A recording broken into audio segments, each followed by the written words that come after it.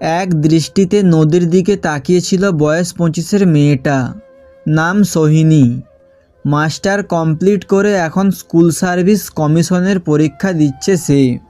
পড়াশোনা নিয়ে ছোট্ট থেকেই খুব সিরিয়াস সে। স্বপ্ন একজন শিক্ষিকা হওয়ার। বাবা অবসরপ্রাপ্ত পিয়ন। টিউশন করেই নিজের পড়ার খরচ চালিয়েছে সে। মাস্টার্স এবং বিএড করার জন্যে প্রয়োজনীয় টাকা সে সুদে ধার নিয়েছে অবনীবাবুর থেকে। এ অঞ্চলের নামকরা সুদের কারবারি তিনি।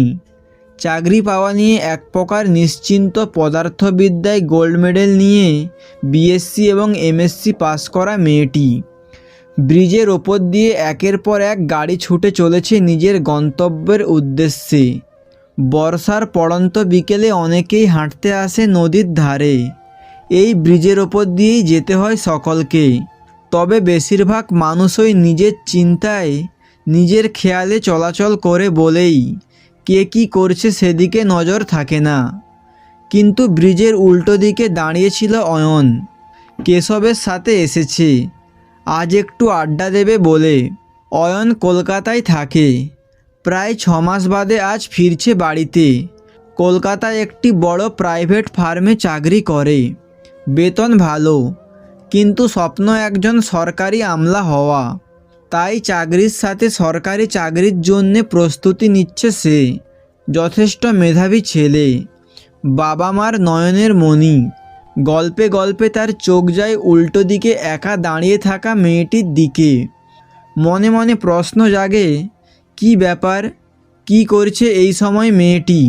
ভাবতে ভাবতেই হঠাৎ দেখে মেয়েটি বলা নেই কওয়া নেই ঝাঁপ দেয় নদীতে।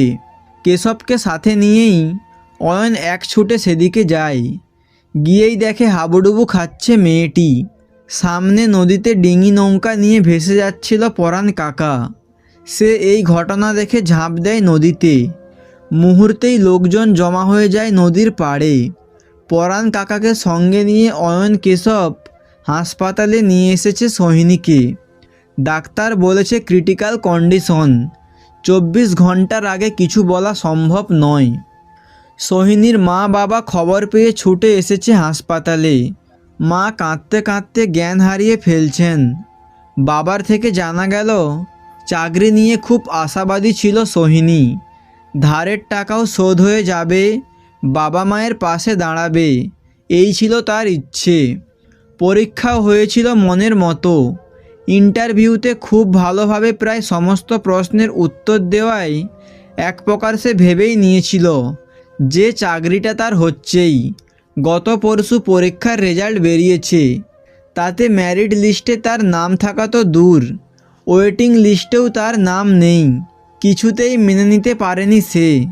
চুপচাপ আজ বিকেলে পড়াতে যাওয়ার নাম করে বাড়ি থেকে বেরিয়ে এই ঘটনা ঘটিয়ে ফেলেছে। আজ 3 দিন বাদে অয়ন ফিরে চলেছে কলকাতার উদ্দেশ্যে।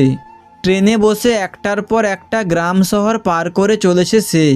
হঠাৎ ট্রেনটি স্পিড কমিয়ে অজ্ঞাত জায়গায় থেমে যায়। টিটি জানায় বছর 35-এর এক ছেলে নাকি সুসাইড করেছে লাইনে। আরপিএফ মৃতদেহ সরিয়ে না নিয়ে যাওয়া অবধি ট্রেন দাঁড়িয়ে থাকবে। লোকাল ছেলে লোকজনের থেকে জানা গেল চাকরি না পাওয়ায় 12 বছরের সম্পর্ক ভেঙে গেছে তার। বিয়ে ঠিক হয়েছিল, কথা ছিল চাকরি পেলেই বিয়ে হবে দুজনের। রেজাল্ট বেরোতে দেখা যায় লিস্টে ছেলের নাম নেই। তাতেই বেঁকে বসে পাত্রীপক্ষ। মেয়েটিকে অন্য জায়গাতে বিয়ে দেওয়ার তোড়জোড় শুরু হয়। মেনে নিতে পারেনি কমলেশ। প্রায় 2 ঘন্টা বাদে ট্রেন ছেড়েছে। জানালার ধারে বসে আনমনে অয়ন ভাবছে, এভাবে কত কত ছেলে মেয়ে হারিয়ে যাচ্ছে দুর্নীতির কবলে পড়ে। অযোগ্যরা যোগ্যদের ঠকিয়ে যাচ্ছে শুধুমাত্র টাকার জোরে। এতে করে একদিকে যেমন প্রতিভারা আস্থা কুড়োতে পড়ে থাকছে, আর জঞ্জালের হাতে যাচ্ছে সমাজ গড়ার যাবতীয় দায় দায়িত্ব। রাজনীতির এই সত্যিকে মিথ্যা এবং মিথ্যাকে সত্যি প্রমাণ করার খেলায় বছরের পর বছর লড়াই করতে করতে হাঁপিয়ে যাওয়া মানুষগুলো একসময় নিজেদের শেষ করে দেওয়ার মধ্যেই শান্তি খুঁজে নিচ্ছে। না, সেদিন সোহিনীকেও বাঁচাতে পারেনি ডাক্তাররা। আর আজ কোনো সুযোগ না দিয়েই কমলেশও চলে গেল সারা জীবনের মতো।